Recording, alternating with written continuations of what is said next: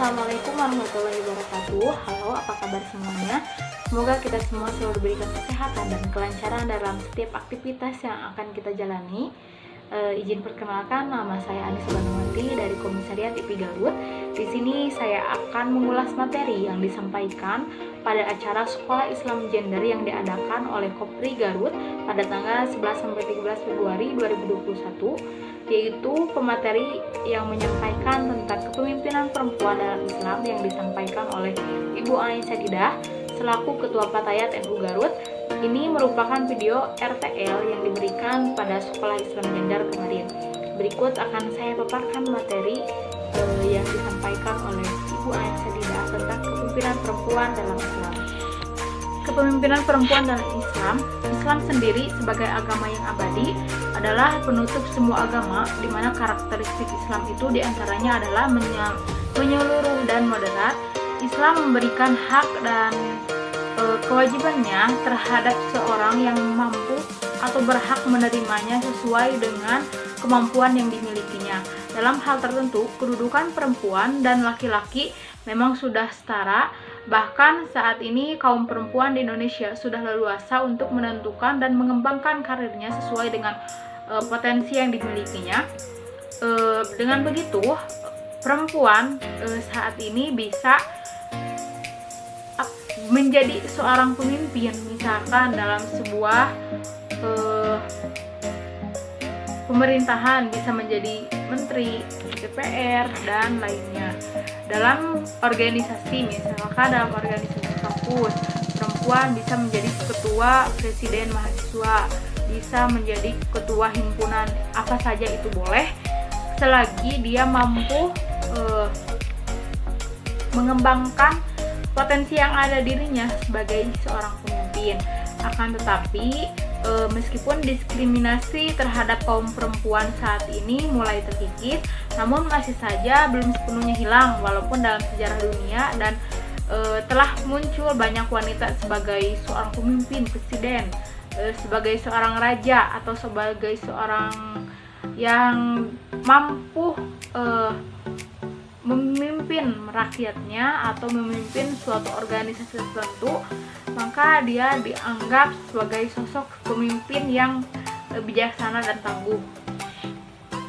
Berkaitan dengan nilai kesetaraan dan keadilan, Islam tidak mentolerir adanya perbedaan atau perlakuan diskriminasi terhadap umat manusia, yaitu berdasarkan surat Al-Ahzab ayat 35, yaitu artinya sesungguhnya laki-laki dan perempuan yang muslim, laki-laki dan perempuan yang tetap dalam ketaatannya, laki-laki dan perempuan yang benar, laki-laki perempuan yang sabar, laki-laki dan perempuan yang khusyuk, laki-laki dan perempuan yang bersedekah, laki-laki dan perempuan yang berpuasa, laki-laki dan perempuan yang memelihara kehormatannya, laki-laki dan perempuan yang banyak menyebut nama Allah. Allah telah menyediakan untuk mereka ampunan pahala yang besar.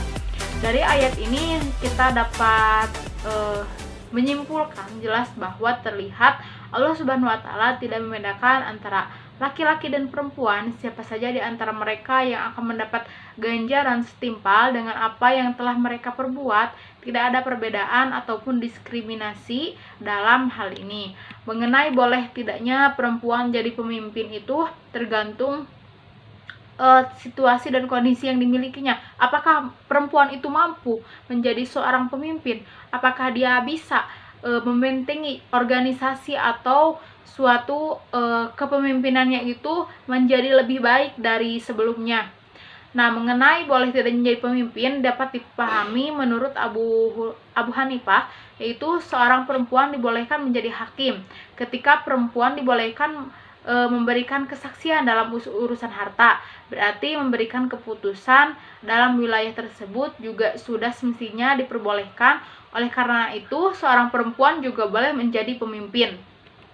Bahkan Ketua Majelis Ulama Indonesia yaitu Ma'ruf Amin mengatakan bahwa MUI Pusat belum pernah mengeluarkan fatwa tentang larangan perempuan menjadi pemimpin. Kepemimpinan wanita itu baik dari level pemimpinan tingkat bawah, sebab persoalan kepemimpinan perempuan itu termasuk permasalahan yang yang banyak diperselisihkan di antara ulama. Terjadi perbedaan pendapat, ada yang membolehkan bahwa perempuan itu harus menjadi pemimpin, ada yang tidak memperbolehkan. Sekalipun dibahas di MUI, maka hasil akhirnya bisa dipastikan terjadi perbedaan, bahwa ada yang berpendapat bahwa perempuan itu boleh menjadi pemimpin dan perempuan itu tidak boleh menjadi pemimpin. Itu masih dalam perdebatan, tapi sejatinya untuk dalam hal politik juga perempuan itu sudah dikasih ruang gitu. 30% untuk perempuan bisa duduk di dalam sebuah partai politik juga sudah disediakan. Nah, Ketua Umum Dede Abdul Muiz Kabri mengungkapkan bahwa pada awalnya memang menganggap seorang perempuan itu tidak bisa menjadi presiden, seorang perempuan tidak bisa menjadi pemimpin, karena tapi belakangan ini berpikir bisa saja seorang perempuan menjadi presiden karena bukan dia sendiri yang mengurus negara. Presiden mempunyai staf yang membantu dalam mengurus permasalahan negara. Pendapat yang memperbolehkan perempuan menjadi pemimpin negara juga datang dari kemampuan perempuan itu sendiri. Karena untuk menjadi seorang pemimpin juga karena latar belakang pendidikan, terus dia itu mampu menjalankan pendidikan itu sendiri. Adapun fatwa-fatwa yang menjelaskan bahwa perempuan itu tidak boleh menjadi pemimpin. Walaupun dalam sejarah dunia telah muncul banyak perempuan sebagai presiden dan perdana menteri di berbagai negara di seluruh dunia. Di samping itu, sejumlah orang menganggap kurang cocok bahwa perempuan itu menduduki jabatan sebagai seorang pemimpin. Tapi tidak bisa dipungkiri ketika kita mampu untuk menjalankan sebuah amanat kita sebagai pemimpin, kenapa tidak gitu. Lalu mayoritas ulama yaitu Imam Syafi'i dan Imam Malik dan Imam Ahmad berpendapat bahwa seorang pemimpin harus laki-laki, begitu juga presiden harus laki-laki. Nah, mengenai hal tersebut, bahwa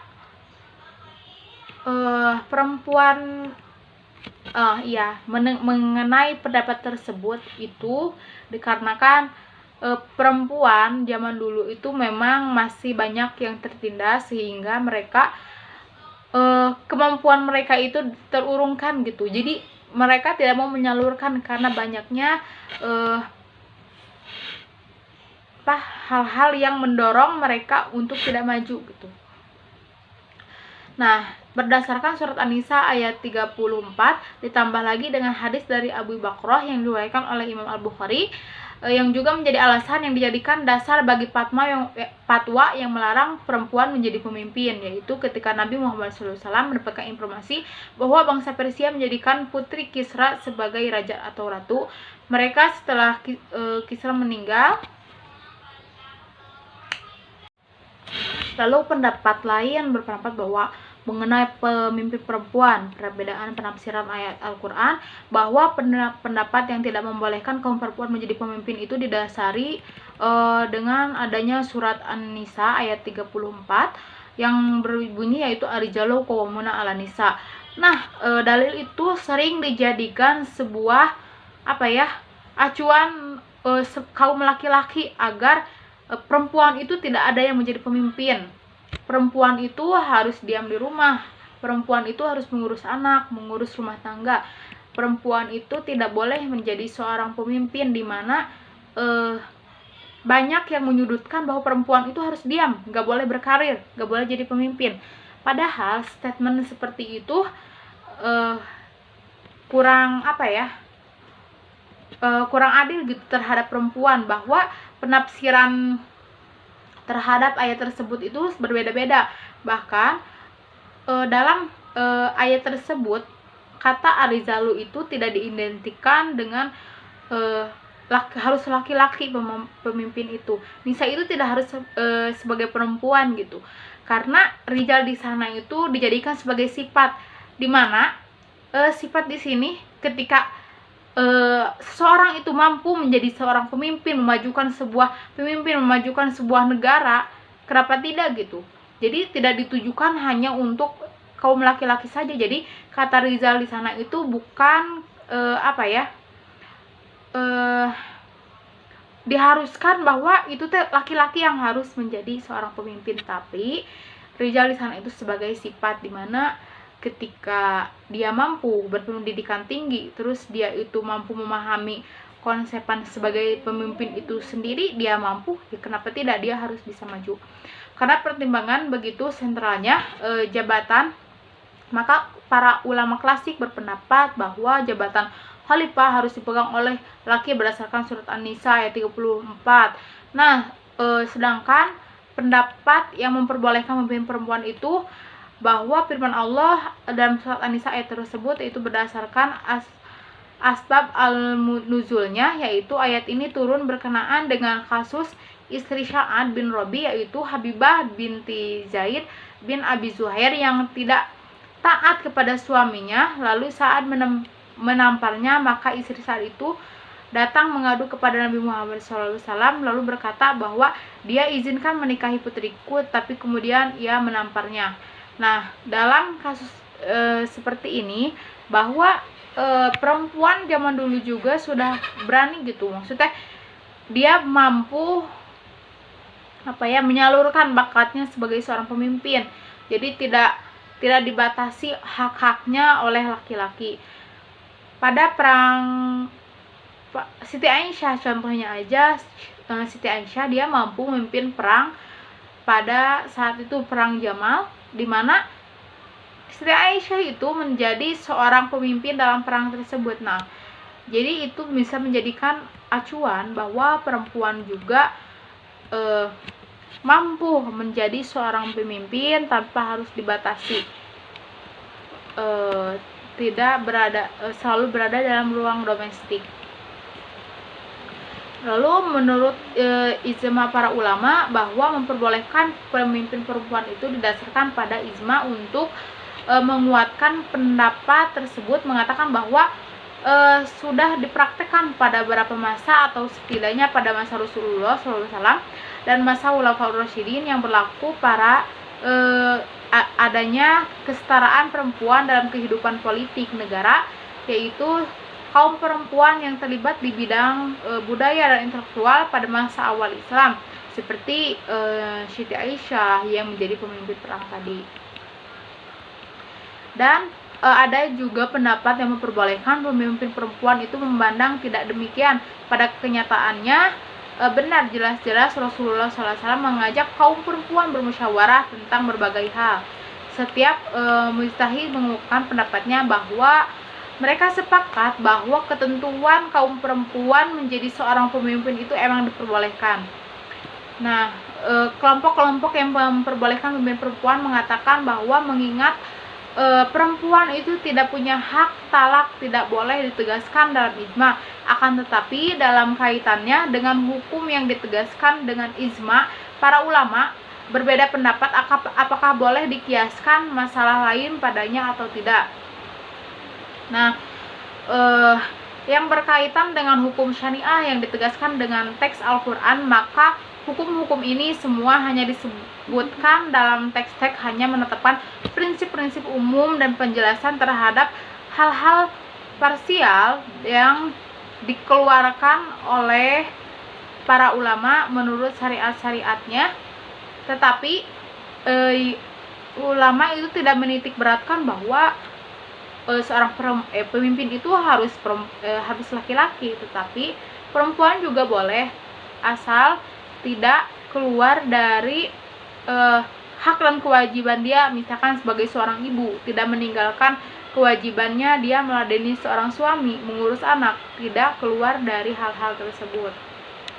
Nah, lalu ada faktor budaya juga sih di Indonesia, di kita khususnya, yang masih melekat dalam diri masyarakat. Misalnya praktik marginalisasi perempuan dalam kehidupan sosial itu agak berakar ya pada dominannya budaya patrilineal.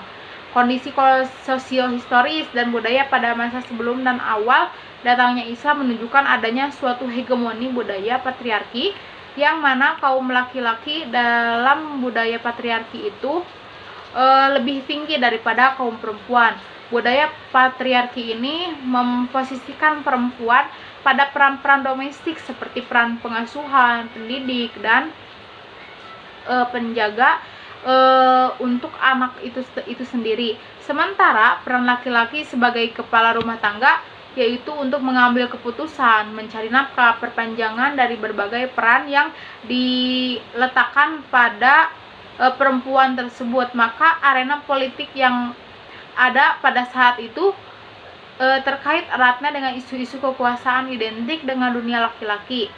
Nah, perempuan masuk ke panggung politik kerap dianggap sesuatu yang kurang lazim dan tidak pantas oleh kaum laki-laki pada saat itu. Menghadapi nilai budaya patriarki yang terjadi di masyarakat dengan pemahaman bias gender tersebut tentunya tidak seperti membalikkan telapak tangan, yaitu mengubah cara pandang dan pola pikir masyarakat itu sendiri. Itu emang susah, tetapi kita harus mampu mengkondisikannya pada benak pikiran yang pikiran mereka bahwa perempuan itu jangan hanya dijadikan sebagai kalau di organisasi sebagai pelengkap, misalkan hanya di sekretaris dan bendahara. Nah, justru organisasi itu majunya itu kadang atas dasar pemikiran-pemikiran perempuan yang jernih, karena perempuan itu lebih tekun dan ulet gitu ya. Jadi tidak dipungkiri bahwa perempuan juga banyak sih sekarang yang harus jadi pemimpin.